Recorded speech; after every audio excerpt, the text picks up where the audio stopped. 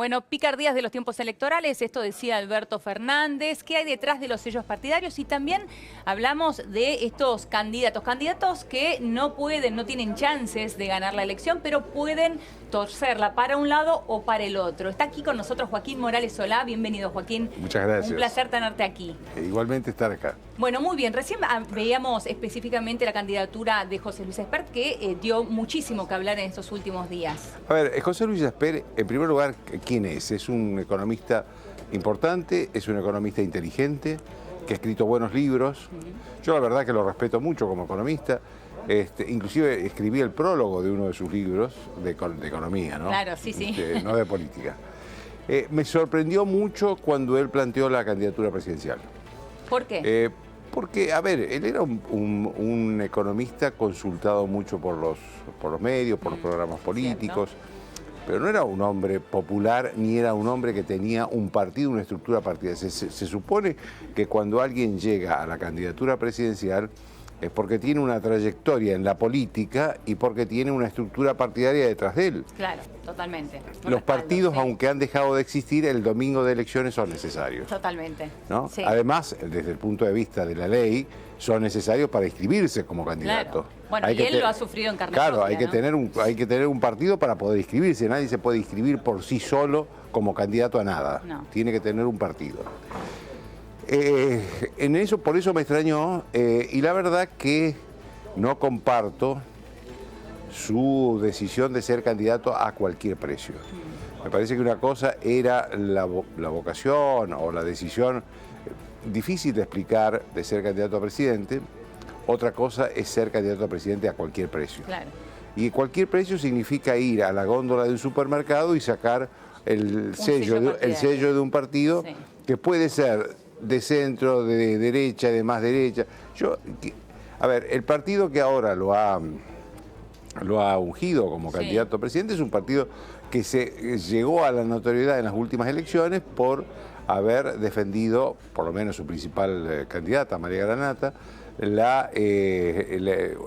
una política contra el aborto. Exactamente, ¿no? las dos vidas. Las dos vidas, contra el aborto. Sí. Digo, un liberal absoluto y total como es Espert, ¿está de acuerdo con esa posición?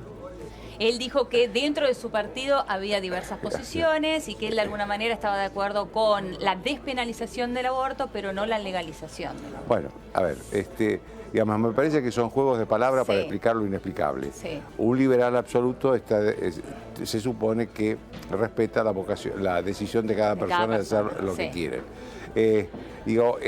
Antes estaba con este ultra o nacionalista criollo, Acef, que terminó uniéndose al oficialismo. Sí. Acef es conocido, es un hombre grande, es un hombre de larga trayectoria, ha estado ofreciendo el nombre de su partido durante años a cualquiera que lo necesitara.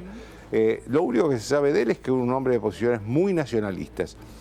Todo lo contrario de lo que viene proponiendo Espert en su programa económico, que es precisamente abrir las puertas de la economía y que entre lo que tenga que entrar y salga lo que pueda salir. Exacto. Esta ha sido, como buen liberal. Claro, esta ha sido la posición de él, mucho más liberal que cualquiera de los más liberales de los economistas de Macri, por ejemplo. De hecho, él es un crítico de Macri por la posición, digamos, de defensa de la industria nacional que todavía tiene el gobierno. De hecho, el propio Acef dijo que Espert estaba últimamente más crítico de Macri que del kirchnerismo. Bueno, lo que pasa es que él, esto hay que reconocer, durante el kirchnerismo él fue muy crítico, durante el macrismo desde el primer momento fue crítico y ahora, claro, como el macrismo está en el gobierno, enfoca más la crítica a quien está en el gobierno que a quien estuvo en el gobierno, sin hacer diferencias que son necesarias hacer aún en la crítica, cuando se le hace una crítica a Macri, y es la historia de corrupción del kirchnerismo, que es una parte importante del kirchnerismo. Yo no coincido con esta política de ser candidato a cualquier precio, no coincido con la política de tomar siglas partidarias, sellos partidarios, como quien toma un producto de una góndola de un supermercado para ser candidato. Sobre todo, además, cuando no es una figura popular al extremo de que se pueda torcer una elección.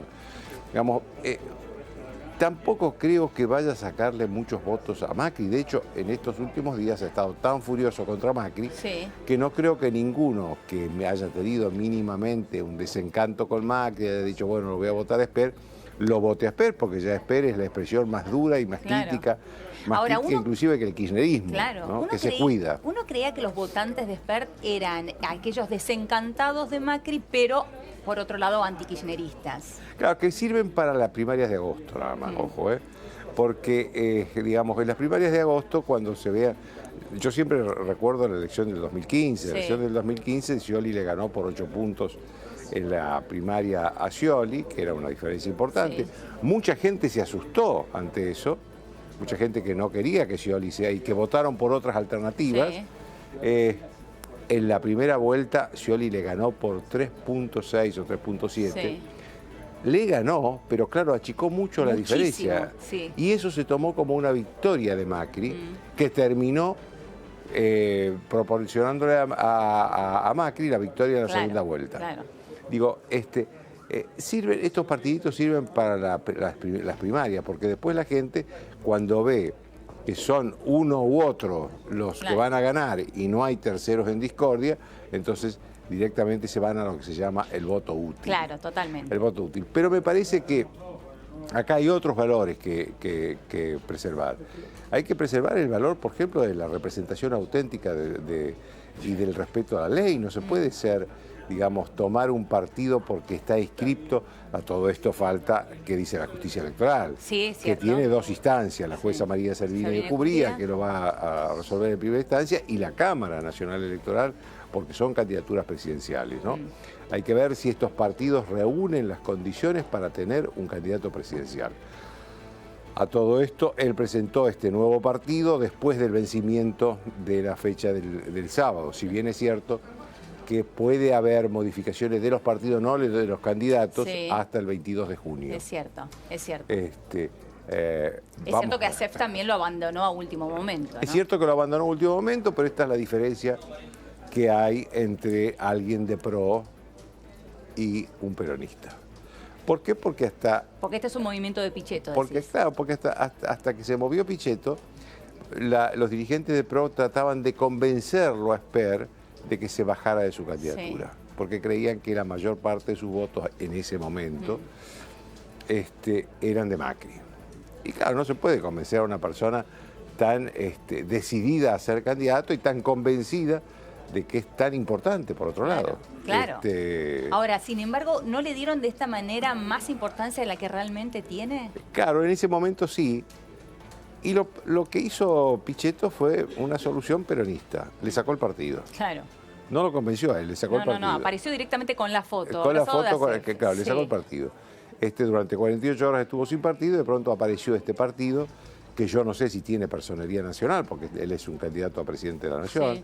Sí la tiene, porque tiene que tener representación en 5 provincias, y la tiene en 6 provincias. Claro, pero si la tiene debidamente acreditada ante la justicia. Eso lo porque hay una serie de requisitos que la justicia tiene que tener en cuenta para establecer si un partido es realmente, porque puede tener reconocimiento, pero no tener autenticadas las fichas, los afiliados y todo lo demás. Lo cierto también, Joaquín, es cuando él anuncia esto enseguida, recién mencionabas a Amalia Granata, porque uno conoció ese partido a raíz del triunfo de Amalia Granata en Santa Fe como diputada provincial contra cerca de 300.000 votos, ella enseguida salió a despegarse de Esper, diciendo yo no tengo nada que ver con Esper. Porque inclusive ella tuvo una serie de problemas dentro del partido que le pusieron en duda su candidatura, no en las primarias de Santa Fe, que ya habían sucedido y le había ido muy bien, sino en la elección de Santa Fe.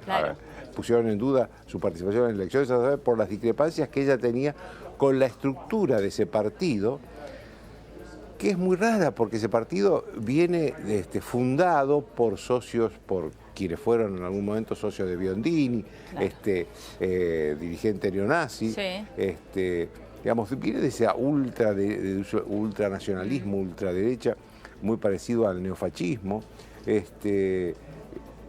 digamos, que Esper aparezca como candidato a presidente de ese partido. Por eso digo, hay valores que hay que preservar. Sí, totalmente. Digamos, no se puede ser candidato para ser candidato a cualquier precio ni por cualquier cosa. Ahora, recién Joaquín hablabas de, bueno, de lo que tenemos que mirar en las primarias y el filtro de las próximas pasos con respecto sobre todo a estos candidatos que no recogen cerca del 4% según lo que dicen las encuestadoras. En estos días también se discutió mucho la función de las primarias, el radicalismo dio un paso al frente intentando con algún proyecto, alguna iniciativa frenarlas. Bueno, enseguida salió Pichetto a decir que ya no estamos a tiempo, otros diciendo no se cambian las reglas de juego en el medio del partido. A ver, todas las críticas que se le hacen a las pasos se pueden suscribir, todas. Sí. Que son caras, que son inútiles. De hecho, no tenemos competencia en ninguna de las fórmulas presidenciales. Ninguna. Ninguna de las fórmulas presidenciales. Hay muchas internas primarias en provincias para resolver problemas provinciales. Por lo tanto, es una elección cara, es una elección que no engancha a la gente. La gente hoy no está enganchada todavía en las elecciones primarias y falta un mes y algo para esa elección. ¿Por qué? Porque sabe que no decide nada. Es una gran encuesta nacional de la que se da el lujo la dirigencia política de tener, en lugar de pagarla, de que la pague el Estado, una gran encuesta nacional. 4.300 millones de pesos. Sí, que además fue un invento de Néstor Kirchner con dos objetivos. Ponerle un piso a los partidos chicos para que después no puedan participar de las generales y por lo tanto esos votos se vayan a los grandes partidos. Que es del 1,5%. Del 1,5%. Y el segundo objetivo era que no se vayan los disidentes internos de los grandes partidos. Porque si vos participás de una interna de las PASO, no podés en ese proceso electoral participar después con otro partido. Tenés que quedarte en ese espacio donde estuviste participando en las primarias. Esos fueron los dos objetivos de Néstor Kirchner. Año 2009, ¿no? 2009. Todo eso es criticable. Ahora, ¿se puede realmente cambiar una ley electoral en el medio de un proceso electoral? A ver, partamos de un principio. El proceso electoral, el proceso de una elección surge y se inicia en el momento que la Cámara Nacional Electoral da el cronograma de las elecciones. Y eso sucedió en mayo, cuando la Cámara dijo, el 11 de agosto se vota las primarias, bueno, el vencimiento de los plazos primero, después el 11 de agosto la primaria, el último domingo de octubre la primera vuelta, el último domingo de noviembre la segunda vuelta. A partir de ahí hay que tomar el inicio del proceso electoral. Esa es la bandera de largada del proceso electoral. Exactamente. Si uno toma eso como real, no se puede cambiar el proceso electoral en medio del proceso electoral, que es un poco lo que dicen, esto no se puede cambiar las reglas del juego en medio del partido, y esto es realmente cierto. ¿Quién lo propuso? Fundamentalmente Cornejo, el presidente del radicalismo. ¿Por qué? Porque le convenía a su interna en Mendoza. No porque le convenía a la Nación ni porque se gastaba mucho. Le convenía a su interna en Mendoza, que tiene una interna ahí.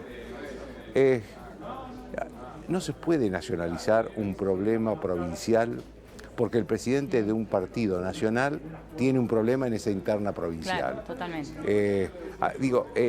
Además, puso al radicalismo en una posición muy difícil porque lo colocó al peronismo con un discurso más democrático que el del radicalismo. El propio radicalismo. Porque la verdad que el peronismo, las objeciones del peronismo fueron ciertas.